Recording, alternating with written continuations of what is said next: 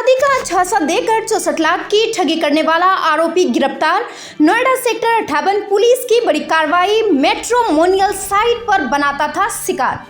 नोएडा थाना sector 58 police ने शादी का झांसा देकर 64 लाख रुपए की ठगी करने वाले आरोपी नेहुल सुराना को गिरफ्तार किया है। आरोपी मैट्रिमोनियल साइट और सोशल मीडिया के माध्यम से महिलाओं से संपर्क कर उन्हें प्रेम जाल में फंसाता था। पीड़िता ने पुलिस को बताया कि आरोपी ने शादी का वादा कर लिव इन रिलेशनशिप में रखा और फिर 64 लाख रुपए की ठगी कर फरार हो गया। शिकायत पर थाना सेक्टर 58 में मुकदमा संख्या 202/2025 अंतर्गत धारा 69, 318(2), 351(2) BNS के तहत मामला दर्ज किया गया था।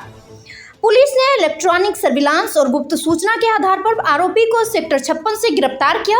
पूछताछ में नेहुल ने कबूल किया कि वह खुद को अविवाहित या तलाकशुदा बताकर लड़कियों से दोस्ती करता और सरकारी एजेंसी का पूर्वकर्मी बताकर विश्वास जीतता था। फिर महंगे सपनों और झूठी कहानियों से पैसों की मांग करता, जिन्हें वह क्रिप्टो और USDT में निवेश करता या मौज मस्ती में उड़ाता था। नोएडा से संवाददाता रंजीत गुप्ता की रिपोर्ट। थाने के अंतर्गत अभी कुछ दिवस पूर्व एक युवती ने डायरी लिखाई थी। इसमें उसने आरोप लगाया था कि एक युवक जो उसके साथ काफी लंबे समय तक लिव इन रिलेशन में रहा और लगभग 64 लाख रुपए की धोखाधड़ी करके फरार हो गया। उस संदर्भ में थाना 58 पर अभियोग पंजीकृत किया गया। विवेचना के दौरान स्पष्ट हुआ कि एक नेहुल सुराना नाम का युवक है जो मूलतः जयपुर का रहने वाला है। इस युवक ने इस युवती को MHA का रिटायर्ड अधिकारी बताकर इसके संपर्क में आया एक मैट्रिमोनियल साइट के माध्यम से। उसके बाद ये लोग गोवा में जाके लिव इन रिलेशनशिप में रहने लगे।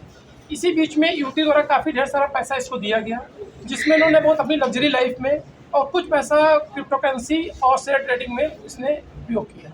उसके बाद जब पैसा खत्म हो गया तो युवक ये वहाँ से लापता हो गया। आज युवक को गिरफ्तार किया गया है। इसने जो भी पैसा खर्च किया गया सारी बैंक डिटेल और जो शेयर की डिटेल वो निकाली गई हैं। अधिकांश डिटेल्स आ गई हैं, कुछ डिटेल्स बची हैं जो जल्द ही निकाल ली जाएगी। और कितनी लड़कियों के संपर्क में था तब से इस तरीके का काम कर रहा था? जो इसका प्रोफाइल हम लोगों ने चेक किया है और इस तरीके से ये जीवनसाथी.com या अन्य मैट्रिमोनियल साइट पे अपनी ID बना के डाल रहा था। लगभग 20 से 22 लड़कियों से संपर्क में ये था। कुछ पैसा इसके अकाउंट में ऐसा भी है जो अन्य लड़कियों ने भी इसको दिया है, वो पैसा भी ट्रेस हुआ है।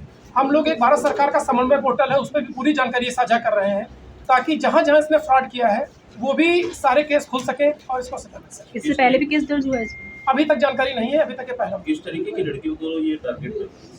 ये तलाकशुदा था। इसकी अगस्त 21 में शादी हुई थी, बाद में तलाक हो गया था। ये ज़्यादातर ऐसी लड़की शादी करता था जो तलाकशुदा हो। वहाँ पे इसका कहना है कि टाइप आसानी से हो जाता था और वो उन लड़कियों करता था जो अच्छी खासी नौकरी करती हैं या अच्छे करती हैं। इसके अकाउंट में टोटल कितने की ट्रांजैक्शन हुई है?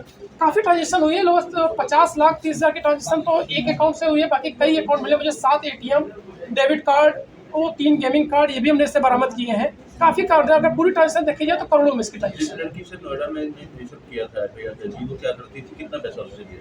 जो लड़की नोएडा में करती थी उसने आरोप ये लगाया था कि लगभग 24 लाख रुपए नकद और 40 लाख रुपए उस लड़की ने लोन लिया था। वो लोन का पैसा भी इसने ले लिया था। लगभग 64 लाख रुपए लिया था और लड़की है एक मल्टीनेशनल कंपनी में इंजीनियर के पद पर तैनात थी।